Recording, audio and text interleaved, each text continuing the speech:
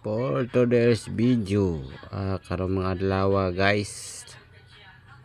So ako ang ako ang manghod, ako ang papa or mama na sila mga trabaho.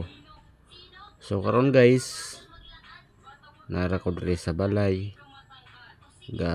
Naghimo ko og yaya sa ako ang manghod guys. Kay laki man day guys, yuyo. Nahimo kog yuyo sa ako ang manghod karon. So mao ni karon guys, mao ni ako ang trabaho. Nagbantay ko sa ako ang manghod.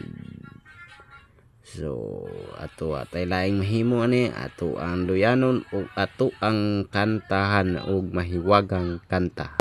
Simula nang naging tayo, mga pusong pinagtagpo, bumuo ng pangako.